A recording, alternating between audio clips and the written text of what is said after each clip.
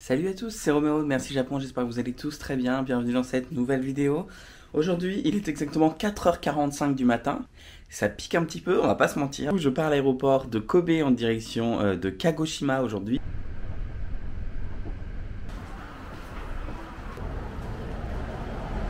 Je prends Skymark Airlines, pour ceux qui connaissent, c'est une compagnie qui est pas très chère mais qui est plutôt une bonne compagnie. Il y a un bagage en soute gratuit dans tous les billets. Ils ont un partenariat, ils ont des avions Pokémon que je vous afficherai là à l'image. On vole vers Kagoshima qui part dans 45 minutes maintenant. Donc je vais retourner m'asseoir sur ma petite chaise là-bas et puis je vais aller travailler. Je me suis posé ici avec mon ordinateur et puis on est parti.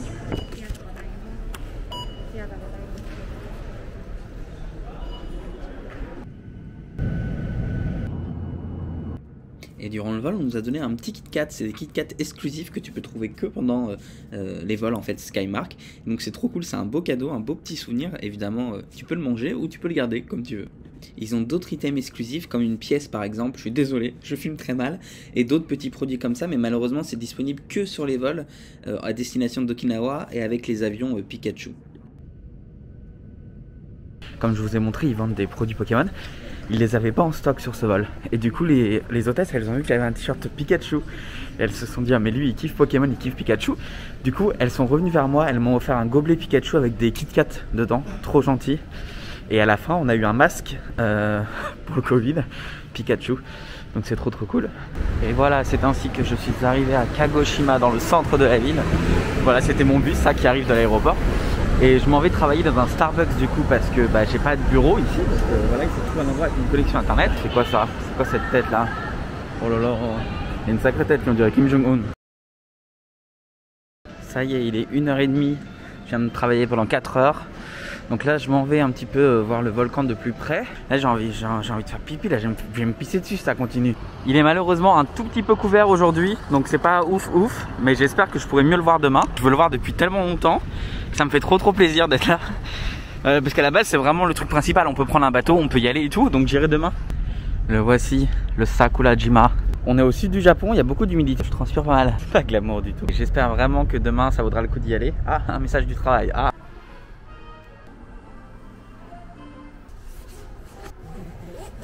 Voilà, c'est bon, j'ai terminé ma journée de travail. Enfin, je vais en direction de l'hôtel, il faut que j'aille faire mon check-in.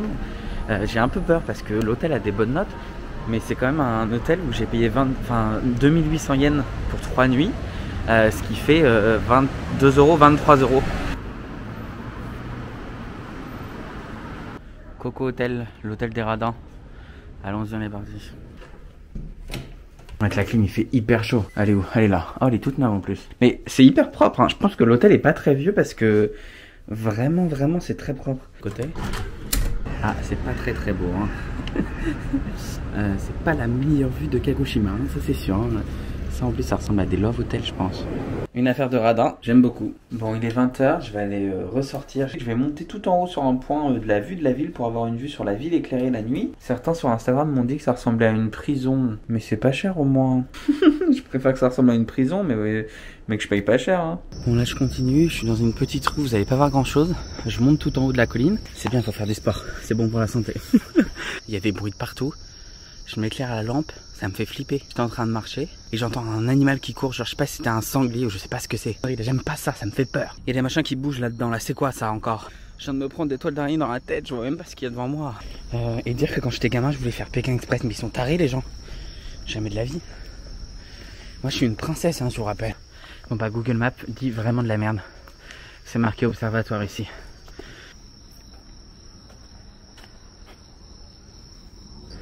C'est quoi cette préfecture où on peut pas payer avec son téléphone aux machines à boissons? Et j'ai pas pris mes pièces avec moi, putain. Je suis arrivé tout en haut. Il y a plein de gens qui discutent, qui sont entre eux en fait là. Il y a plein de jeunes en fait qui viennent et qui boivent ici le soir. Je savais pas du tout. Du coup je suis entouré de plein de gens. C'est pour ça si vous entendez parler japonais c'est tout à fait normal. Mais la vue est vraiment très belle en tout cas.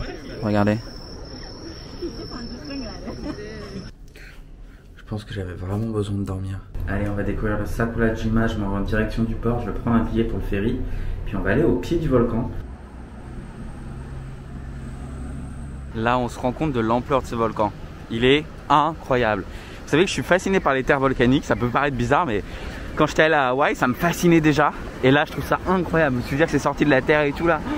Non mais je vous jure, vraiment je suis fasciné. C'est un volcan qui est encore en activité et parfois il crache 2-3 fois par jour. Vous savez, quand je voyage comme ça, même si c'est dans un pays où je vis comme le Japon, j'ai l'impression que tout est tellement différent, tout est tellement... C'est incroyable. C'est une sensation de liberté, de chance, de, regardez-moi, découvrir des lieux comme ça, incroyable. J'aime beaucoup et il y a encore plein d'endroits dans le monde que j'aimerais découvrir.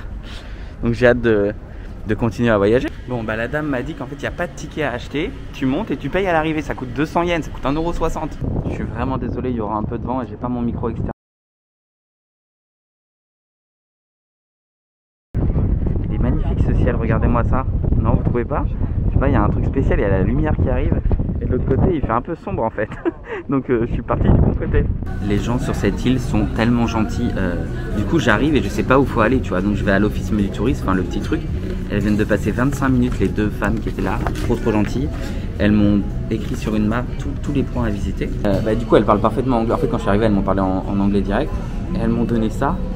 Et en gros c'est trop rigolo, c'est un petit document qui explique comment parler en japonais mais en dialecte d'ici. C'est un dictionnaire, hop, un grand dictionnaire avec tous les mots. Donc par exemple, pour dire go for it, c'est pas gambate comme on connaît, mais c'est kibale. Et le repas vient d'arriver, avec un café froid. Voilà, et elle m'a dit qu'après le dessert allait arriver. Tout ça m'a coûté 12 €, donc j'attends de voir le dessert. J'ai tout mangé, c'était incroyablement bon. Petit dessert qu'on vient de m'apporter, donc le tout là ça a coûté 12 €. Le café froid, c'est l'un des meilleurs cafés que j'ai bu de ma vie. Sans déconner, il était incroyable. Je suis descendu au milieu de nulle part, mais en fait Google Maps indiquait pas du tout de descendre là, mais les gens de l'office de tourisme m'ont dit de descendre ici. Mais il est magnifique ce point de vue là. Et c'est fou parce que au sol, bah c'est du sable noir en fait, c'est du sable volcanique. Oh, mes chaussures, mais qu'est-ce que je suis quand j'ai des chaussures blanches? Putain, mais quel abruti. C'est très beau, ça rend pas très bien en photo, en vidéo, mais c'est très beau, je vous jure. Et parfois on peut voir le volcan qui crache. J'aimerais trop le voir, je vous jure, c'est un de mes rêves en fait, de voir un volcan en éruption. Et là déjà je suis un peu sur un petit nuage, je suis trop content, c'est un peu le petit gamin qui a 5 ans, tu vois, qui réalise un de ses rêves et j'en suis très heureux de voir ça de très près. Je pense qu'en fait j'ai pas du tout le droit d'être ici. Je pense que j'ai pas le droit. J'ai trouvé le point d'observation. Effectivement c'était pas du tout la bonne. D'ailleurs je sortais de l'endroit où j'avais pas le droit d'être, quoi, parce que j'y suis allé. En même temps on voyait mieux le volcan. Voilà le point pour information. Non, effectivement ça n'a rien à voir, hein. Je comprends pas, il n'y a pas de vue en fait, il y a les buissons devant. En plus je fais 1,20 m quand je lève les bras, alors bon je vais pas voir grand chose. Ça c'est ce qu'on peut voir normalement. Ça c'est ce qu'on voit là maintenant. Pour être très honnête, de ce que je sais et de ce que j'ai vu sur internet, il y a d'autres points de vue qui sont vraiment mieux que ça. Je suis grave déçu là. On voit rien, c'est loin, il y a des arbres devant. Mais faut être honnête aussi, hein. Je vais pas vous dire ah c'est trop bien, nanana. Non, c'est de la merde. Après il y a des gens dans les commentaires qui disent te plains pas, t'as déjà de la chance d'être au Japon, nanana. Regardez-moi ça, et ça c'est de la lave volcanique. Alors ça c'est incroyable. Là la vue est incroyable par contre. Mais c'est con parce que ils ont foutu l'observatoire juste à côté. Pour info ici là c'est exactement le cratère du volcan, hein. Donc on est quand même très proche du cratère du volcan. Si du coup on voit de la fumée noire qui sort, ça veut dire que le volcan va pas tarder à rentrer en éruption. Et si par contre il n'y a rien, bah, c'est que le volcan il se recharge entre guillemets pour la prochaine fois quoi. Mais c'est vraiment magnifique, je vous jure. C'est on voit exactement tout là où la lave coule, il y a tous les petits traits dans la montagne et tout. C'est waouh, c'est vraiment incroyable. Ah c'est là, oh, c'est incroyable. Et genre il a été bouffé par la lave. La lave elle a tellement coulé que bah il a été enseveli quoi. Si vous vous intéressez à l'histoire, autre chose que j'aime beaucoup, il y a plein d'explications partout, en anglais et en japonais, donc c'est très bien. Je vais tenter d'aller un peu plus loin dans la forêt là-bas. Attendez, c'est trop bien là. C'est incroyable, c'est sauvage et tout. Wow, c'est magnifique. Je suis tout seul en plus.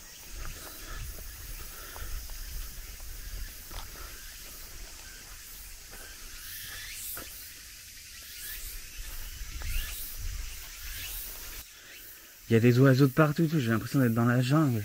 À plusieurs endroits de la ville, tu as des shelters comme ça, en fait, c'est des espèces de petits abribus, parce que le volcan il est juste derrière. C'est fait pour te protéger des tombées de roches, parce qu'en fait quand le volcan rentre en éruption, il peut balancer des grosses roches qui peuvent aller très loin, qui peuvent blesser les gens. Pour info, nous on est là, le volcan est ici, donc c'est là où ils sont assez actifs. Dans la zone, une zone de 2 km ici, dans laquelle on rentre pas en fait, c'est pas possible d'un point de vue de sécurité je pense. Mais par contre tu peux te balader partout autour. Mais c'était sûr. Mais voilà, mais c'était sûr en fait. C'était sûr. J'allais louper mon bus. Parce que en gros, la dame de l'accueil pour l'office du tourisme, elle m'a dit vous ferez attention parce que vous avez 20 minutes sur place avant le prochain bus. pour tout visiter. J'ai un point de vue, j'ai un sanctuaire à visiter, pas possible en 20 minutes, tu vois. Donc j'ai loupé mon bus de 6 minutes et du coup je suis assis par terre là, devant l'abri anti-éruption. Il y a des fourmis partout au sol, c'est pas j'étais bien et tout. Et là il y a un truc qui me rentre dans la raie des fesses. C'est pas des fourmis qui me sont rentrées dans la raie des fesses. Je suis au bout du rouleau. Je suis bercé au bruit des cigales.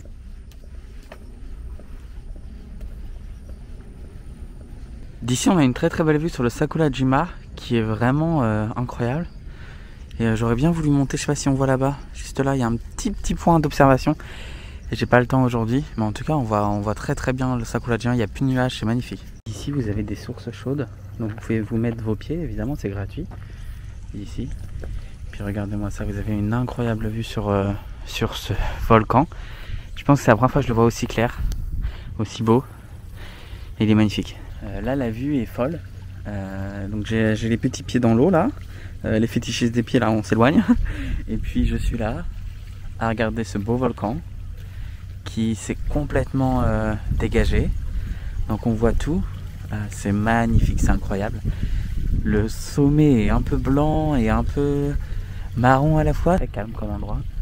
Et il n'y a personne quoi, j'ai croisé quasiment pas de touristes, j'ai pris le bus pour le retour, j'étais tout seul, enfin c'est fou.